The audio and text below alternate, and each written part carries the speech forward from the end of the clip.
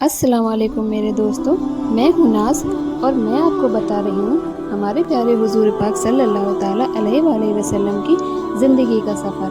اور اگر آپ کو میرے ویڈیو پسند آتے ہیں تو انہیں لائک، شیئر اور کامنٹ ضرور کریے اور میرے چینل کو سبسکرائب بھی کریے۔ تو میں آج آپ کو بتاؤں گی کہ اللہ پاک نے ابرہہ کا کیا انجام کیا تھا۔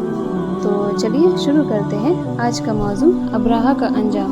ابرہہ کے ہاتھی کو اٹھانے کی مسلسل کوشش جاری تھی کہ اچانک سمندر کی طرف سے ان کی طرف اللہ تعالیٰ نے ابابیلوں کو بھیج دیا۔ وہ ٹڈیوں کے جھنڈ کی طرح آئیں۔ دوسری طرف عبد المطلب مکہ میں داخل ہوئے، حرم میں پہنچے اور کعبہ کے دروازے کی زنجیر پکڑ کر ابرہہ اور اس کے لشکر کے خلاف فتح کی دعا مانگی۔ ان کی دعا کے الفاظ یہ تھے: اے اللہ پاک، یہ بندہ اپنے قافلے اور اپنی جماعت کی حفاظت کر رہا ہے، تو اپنے گھر یعنی بیت اللہ کی حفاظت فرما۔ ابرہہ کا لشکر فتح نہ حاصل کر سکے، ان کی طاقت تیری طاقت کے آگے کچھ بھی نہیں۔ آج صلیبی کامیاب نہ ہو۔ صلیبی کا لفظ اس لیے بولا کہ ابرہہ عیسائی تھا اور صلیبی کو عیسائی اپنے نشان کے طور پر ساتھ لے کر چلتے تھے۔ اب انہوں نے اپنی قوم کو ساتھ لیا اور ہرا پہاڑ پر چڑھ گئے، کیونکہ ان کا خیال تھا وہ ابرہہ کا مقابلہ نہیں کر سکیں گے۔ اور پھر اللہ تعالیٰ نے پرندوں کے جھنڈ بھیج دیے۔ یہ پرندے چڑیا سے تھوڑے بڑے تھے۔ ان میں سے ہر پرندے کی چونچ میں پتھر کے 3 ٹکڑے تھے۔ یہ پتھر پرندوں نے ابرہہ کے لشکر پر گرانے شروع کیے۔ جو ہی یہ پتھر ان پر گرے، ان کے ٹکڑے ٹکڑے ہو گئے، بالکل اسی طرح جیسے آج کسی جگہ اوپر سے بم گرایا جائے تو جسموں کے ٹکڑے اڑ جاتے ہیں۔ ابرہہ کا ہاتھی محمود البتہ ان کنکریوں سے محفوظ رہا، باقی سب ہاتھی تہس نہس ہو گئے۔ یہ ہاتھی 13 عدد تھے، سب کے سب کھائے ہوئے نحوست کے مانند ہو گئے، جیسا کہ صورت ابرہہ اور اس کے کچھ ساتھی تباہی کا یہ منظر دیکھ کر بری طرح بھاگے، لیکن پرندوں نے ان کو بھی نہ چھوڑا۔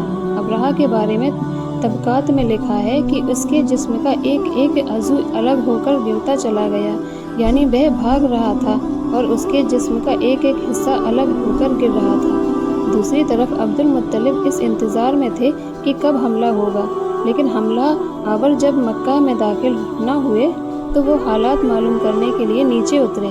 مکہ سے باہر نکلے تب انہوں نے دیکھا سارا لشکر تباہ ہو چکا ہے۔ خوب مال غنیمت ان کے ہاتھ لگا، بے شمار سامان ہاتھ آیا۔ مال میں سونا چاندی بھی بے تحاشا تھا۔ لشکر میں سے کچھ لوگ ایسے بھی تھے جو واپس نہیں بھاگے تھے، یہ مکہ میں رہ گئے تھے۔ ان میں ابرہہ کے ہاتھی کا محاوت بھی تھا، جو محمود کو آگے لانے میں ناکام رہا تھا۔ ہمارے نبی حضرت محمد صلی اللہ علیہ وآلہ وسلم اس وقت کے چند دن بعد پیدا ہوئے۔ آپ جس مکان میں پیدا ہوئے وہ شفا پہاڑی کے قریب تھا۔ حضرت کعب احبار رضی اللہ عنہ روایت کرتے ہیں کہ میں نے تورات میں پڑھا تھا کہ رسول اللہ صلی اللہ علیہ وآلہ وسلم کی پیدائش مکہ میں ہوگی۔ یہ کعب پہلے یہودی تھے، اس لیے تورات پڑھا کرتے تھے۔ دنیا میں آتے ہی حضور اکرم صلی اللہ تعالیٰ علیہ وآلہ وسلم روئے۔ حضرت عبد الرحمن بن عوف رضی اللہ عنہ کی والدہ کہتی ہیں کہ جب حضرت آمنہ کی یہاں ولادت ہوئی تو میں وہاں موجود تھی۔ آپ صلی اللہ علیہ وآلہ وسلم میرے ہاتھوں میں آئے۔ یہ غالبہ دائیں تھی، ان کا نام شفا تھا۔ فرماتی ہیں جب آپ میرے ہاتھوں میں آئے تو روئے۔ آپ کے دادا عبد المطلب کو آپ کی ولادت کی اطلاع دی گئی۔ وہ اس وقت خانہ کعبہ کا طواف کر رہے تھے۔ اطلاع ملنے پر گھر آئے، بچے کو گود میں لیا۔ اس وقت آپ کی والدہ نے ان سے کہا، یہ بچہ عجیب ہے، سجدے کی حالت میں پیدا ہوا ہے، یعنی پیدا ہوتے ہی اس نے پہلے سجدہ کیا، پھر سجدے سے سر اٹھا کر انگلی آسمان کی طرف اٹھائی۔ عبد المطلب نے آپ کو دیکھا، اس کے بعد آپ کو کعبے میں لے آئے، آپ کو گود میں لیے رہے اور طواف کرتے رہے، پھر واپس لا کر حضرت آمنہ کو دیا۔ آپ کو عرب کے دستور کے مطابق ایک برتن سے ڈھانپا گیا، لیکن وہ برتن ٹوٹ کر آپ کے اوپر سے ہٹ گیا۔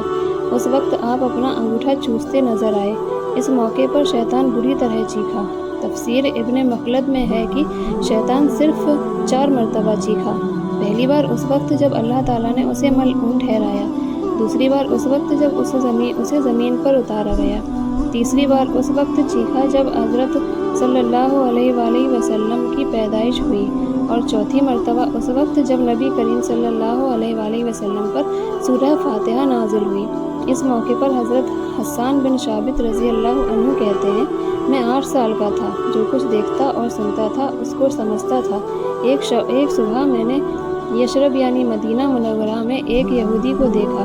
वो एक ऊंचे टीले पर चढ़कर चिल्ला रहा था। लोग उस यहूदी के गिर्द जमा हो गए और बोले, क्या बात है, क्यों चीख रहे हो?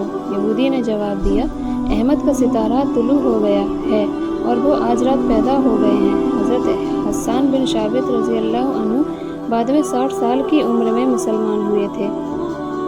120 साल की उम्र में उन्होंने वफ़ात पाई। गोया ईमान की हालत में 60 साल जिंदा रहे। बहुत अच्छे शायर थे। नबी करीम सल्लल्लाहु ताला अलैहि वसल्लम की अपने अशआर में तारीफ़ किया करते थे और दुश्मनों की बुराई अशआर में बयान करते थे। ग़ज़वात के मौके पर अशआर के ज़रिए मुसलमानों को जोश दिलाते थे। इसी बुनियाद पर उन्हें शायर रसूल का खिताब मिला था। हज़रत काब अहबार रज़ी अल्लाह अन्हु फरमाते हैं कि मैंने तौरात में पढ़ा है कि अल्लाह ताला ने हज़रत मूसा अलैहिस्सलाम को हज़रत सल्लल्लाहु ताला अलैहि वसल्लम की विलादत के वक्त की खबर दे दी थी और हज़रत मूसा अलैहिस्सलाम ने अपनी कौम बनी इसराइल को इसकी इत्तला दे दी थी। इस सिलसिले में उन्होंने फरमाया था, तुम्हारे नज़दीक जो मशहूर चमकदार सितारा है, जब वह हरकत में आएगा तो वही वक्त रसूलुल्लाह सल्लल्लाहु ताला अलैहि वसल्लम की पैदाइश का होगा। ये खबर बनी इसराइल के अल्लामा एक दूसरे को देते चले आए थे और इसी तरह बनी इसराइल को भी हज़रत की विलादत का वक्त यानी उसकी अलामत मालूम थी। हज़रत आयशा रज़ी अल्लाह अन्हु से रवायत है कि एक यहूदी आलम मक्का में रहता था।